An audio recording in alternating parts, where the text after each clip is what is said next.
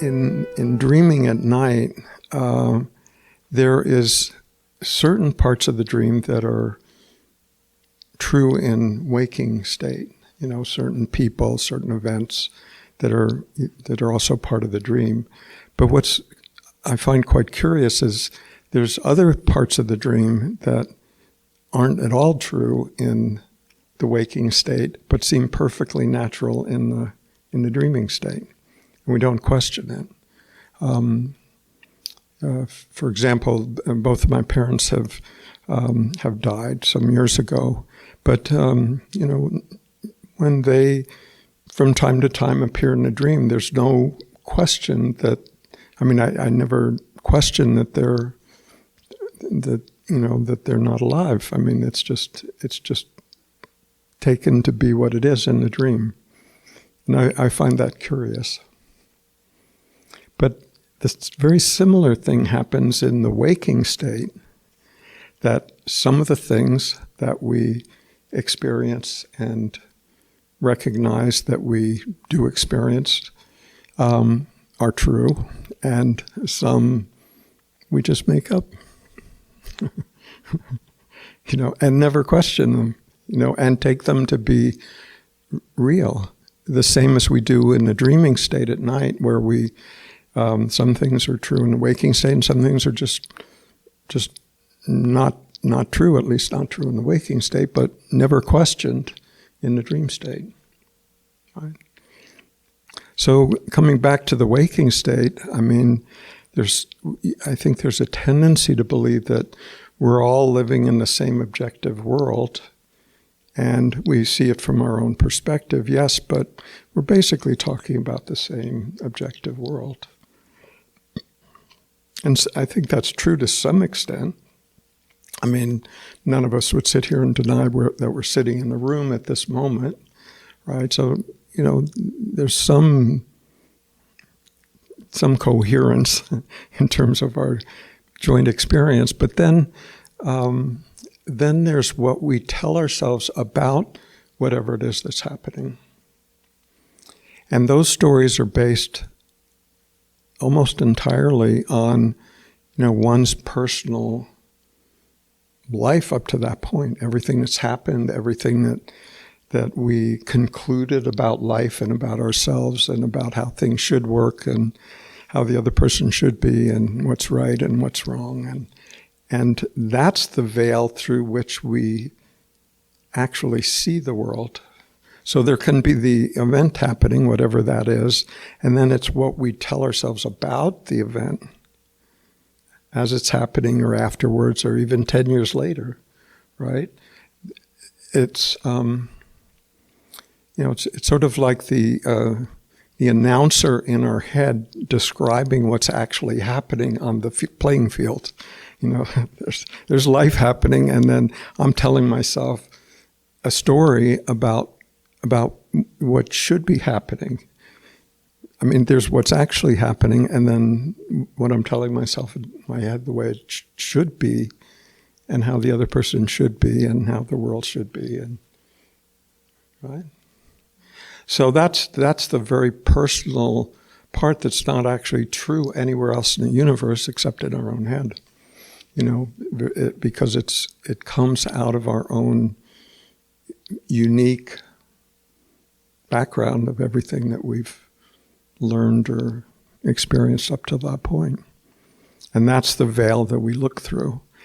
And that's the way it is. I mean, we can say, well, how unfortunate it is that, this body-mind got conditioned as it did, but it did. I mean, that's the reality of it.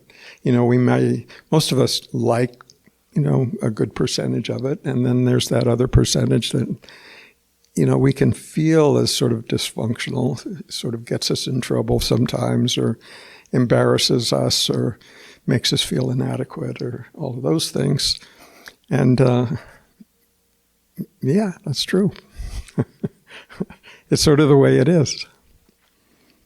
So we can try to wrestle with that, try to, by gosh, I'm going to, overcome that And that's, I guess that has some benefit.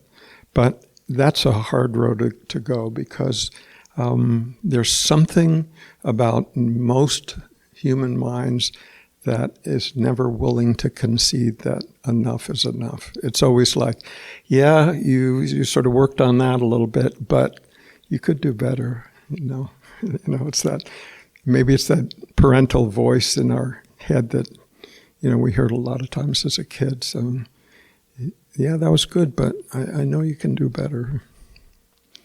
And we tend to do that to ourselves,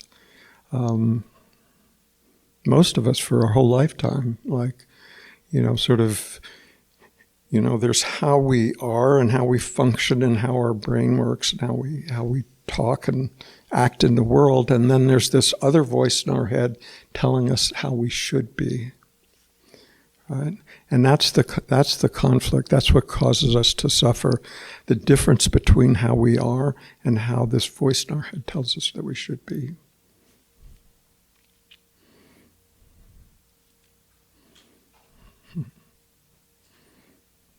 So does this voice in our head actually know? We sort of are willing to, in a sense, turn our lives over to this voice in our head. Like, okay, yeah, you're in charge, and I'll go along with the program. No matter what you tell me, yeah, I guess that's true.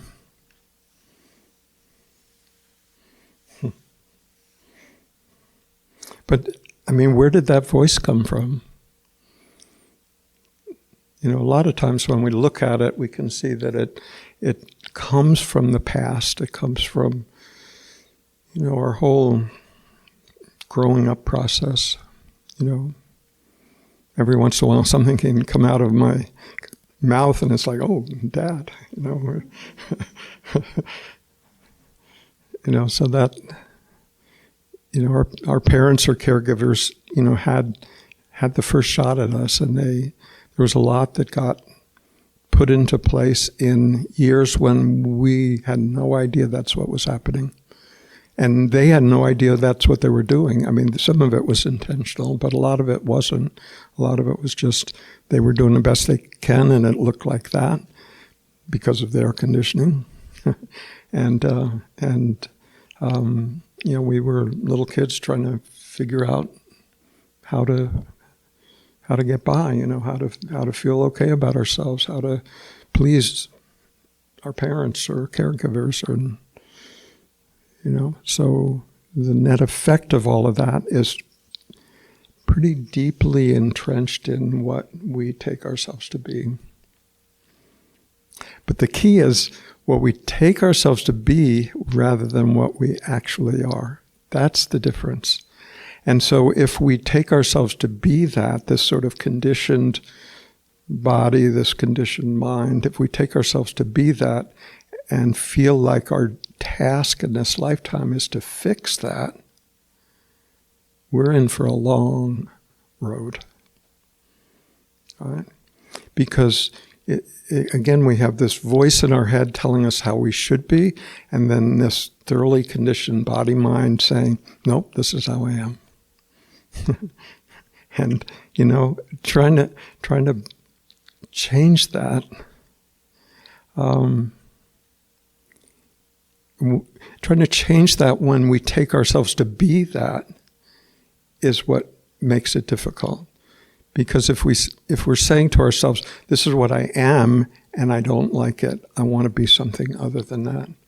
Then we have this antagonistic attitude to some degree against what I actually am, and expect good results are going to come from that. Right? Yeah, frustration will come from that. But fortunately, there's an alternative. And the alternative that I suggest is possible is to notice what we pointed to at the beginning. Notice that there is this innate, already functioning capacity to be aware of our environment, outer and inner. And that awareness itself is not conditioned. It's aware of however this body's functioning. It can see it when it's, doing well and happy and peaceful. It can also notice when it's not happy, when it hurts, when it's been offended somehow, when it's been disillusioned somehow. It notices that as well. So it's a place that is already present. It's not a distant, elevated, place. It is actually where we live our life from. We just take it to be. We take our life to be this body mind. But when we can see that this awareness is already functioning, it can notice how this body mind operates and see its sort of thoroughly conditioned nature and just be gentle with it. It's like, yeah, that's how it got conditioned. It's okay. If we can see that the conditioning wasn't taken on intentionally, it's not like, we were 8 years old and we decided, when I'm grown up, I want to feel unworthy. That's what I want to do. We didn't do that. We just sort of found ourselves at some adult age thinking like, how is this? I mean, how come I feel like this? Or angry, or incapable, or unlovable, or whatever the sort of predominant dysfunctional conditioning is. But if we can look at it and just see, okay, that just as a result of circumstances that were not chosen, not consciously, we're just sort of carried along by life and had these experiences, and now it sort of looks like this. But if we judge ourselves based on that, we're judging ourselves based on something that just happened that we can't really be held responsible for that. It's just, we're just carried along by circumstances, based on, the culture and family and, neighborhood and religion and political environment and everything that we happen to be born into. So in that sense, we're not responsible for how that conditioning is until we realize that what we truly are isn't conditioned, is already free of that. This awareness is already free of that. And when we look at the conditioned form from that perspective, then we, in a sense, become responsible for how this functions. Before that, we were, just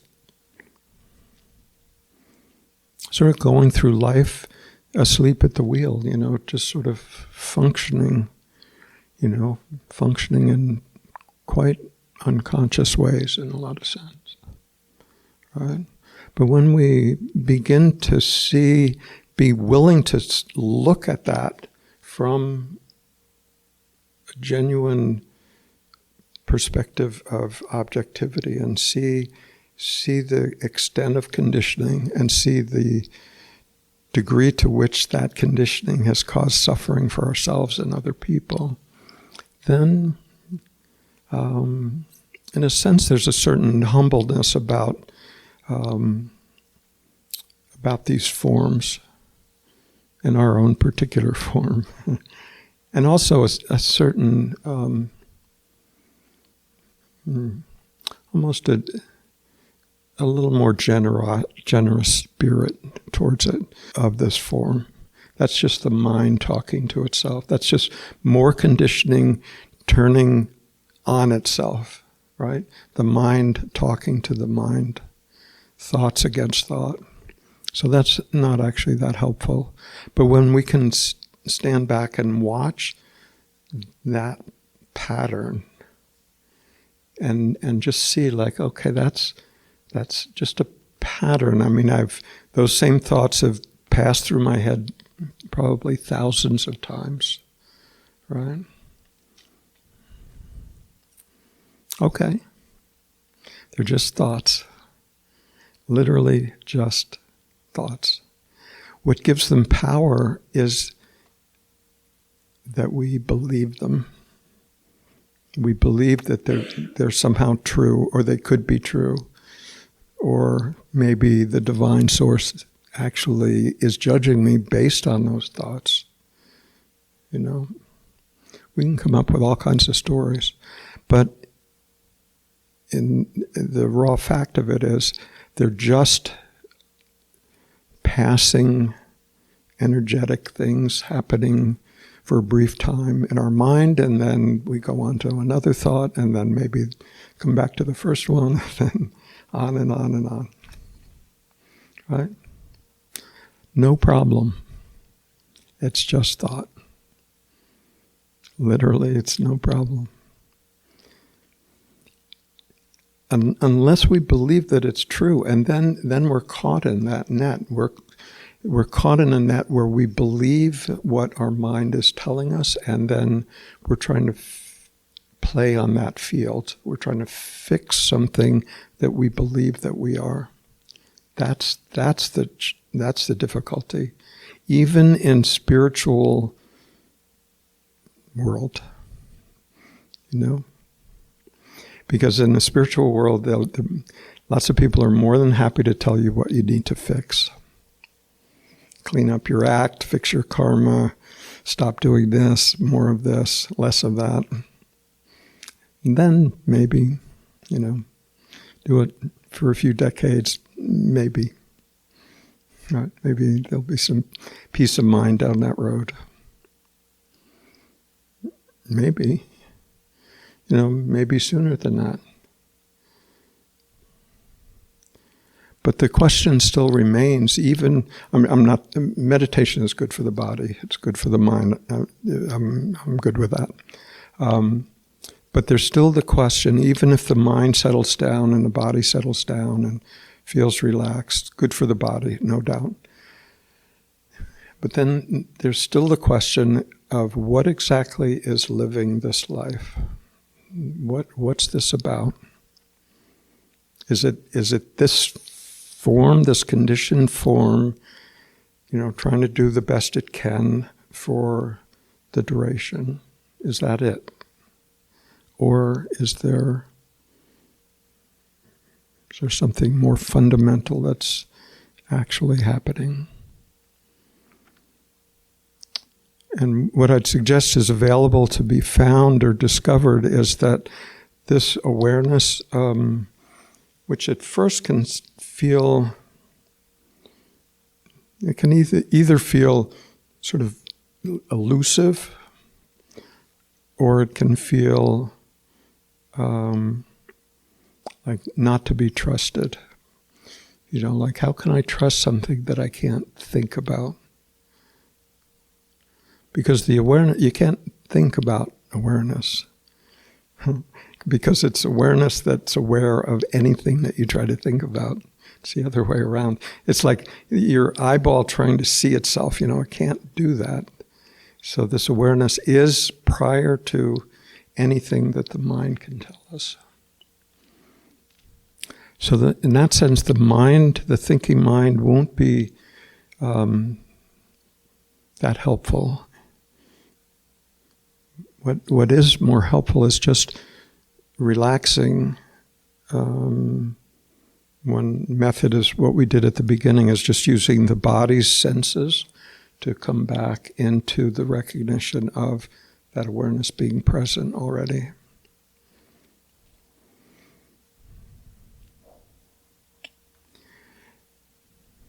And so at first it feels like, well, the awareness is quiet, but, what good does it do me? Right? Like, how does this benefit me to recognize that there's this spacious quality within myself? But this is the mind again trying to figure out, okay, what's in it for me? Right?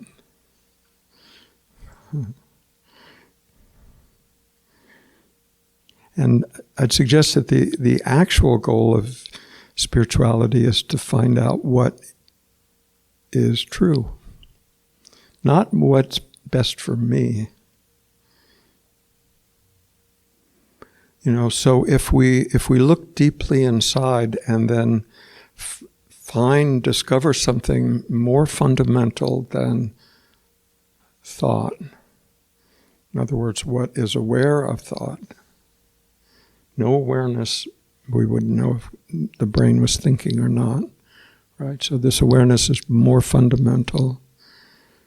So if we actually look inside and see that there's awareness present, that's what's true for us. I mean, we can do that directly and notice that.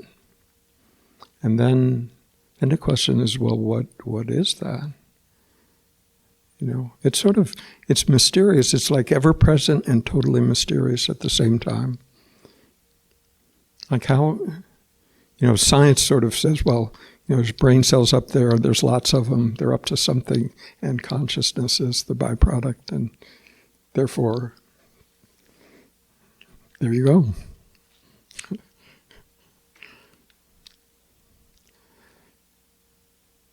But when we sense into that, it's much more mysterious than that. It's that presence, spaciousness.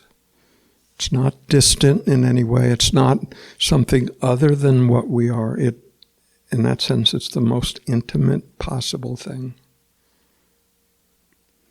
And we are already that. So it's not that we have to do anything to become that. That is already the case. And like we pointed to at the initial meditation, this sense of spacious awareness isn't judgmental. It's not the little voice in our head telling us how we should be.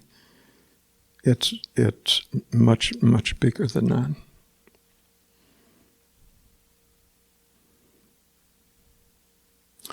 So in other traditions, that spacious awareness could be called God's love. All right? Non-judgmental, open, present, knowing, right? Big, loving.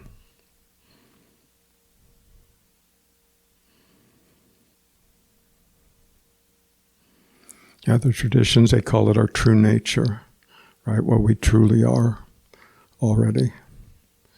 Not because we've earned the right to it, just because it is an inherent fact of our existence. Couldn't be otherwise.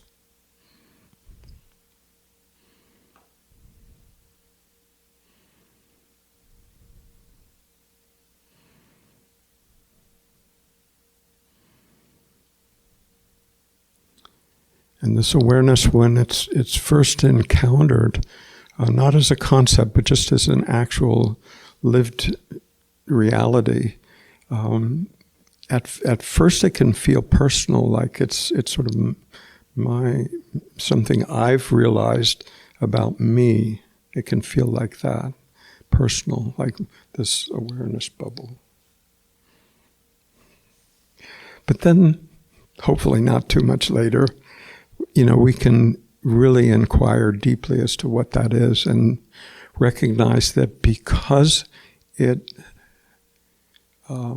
of its formless nature, by formless I just mean it doesn't have the characteristics of everything else.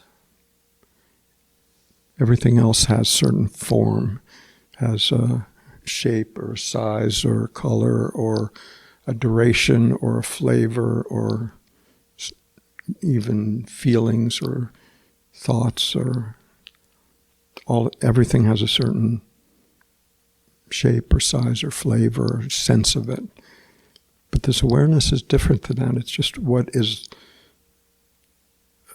knowingly aware of whatever's arising within this field of awareness.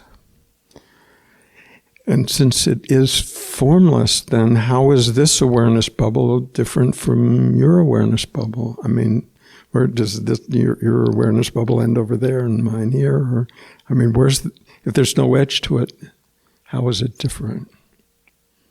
If it's not different,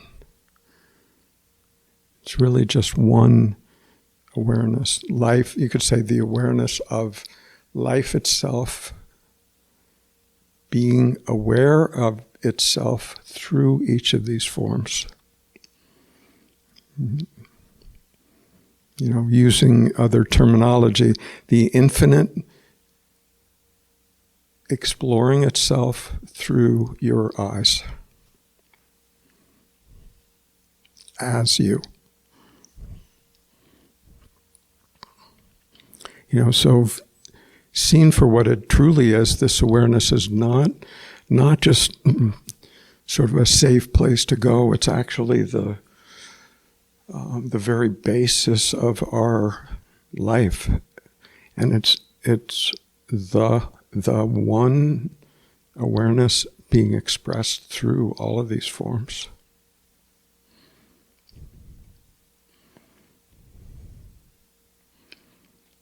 So when viewed from that perspective,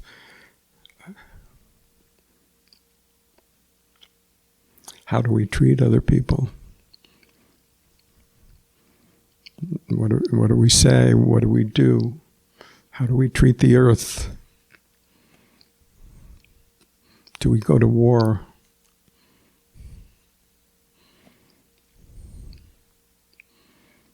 Do we try to control other people? Do we try to demean other people?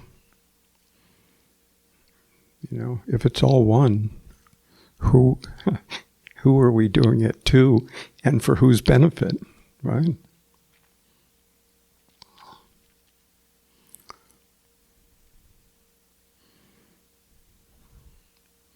So if that's realized, we don't need a long list of do's and don'ts. You know, life. You know, the choices as we move through life are much, much more obvious.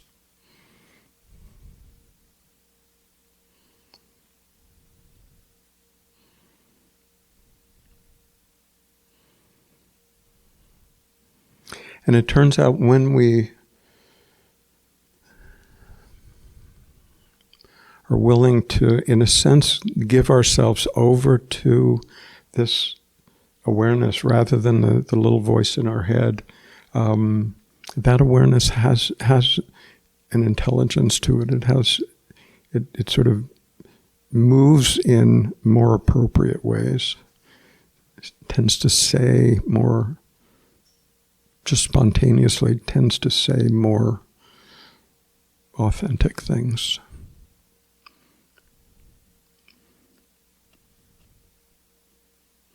Because it's not coming from the past. It's not our conditioned past that is, you know, we're giving free rein to. It's something that has much more of a freshness to it. So life tends to have a greater flow to it, a greater ease to it.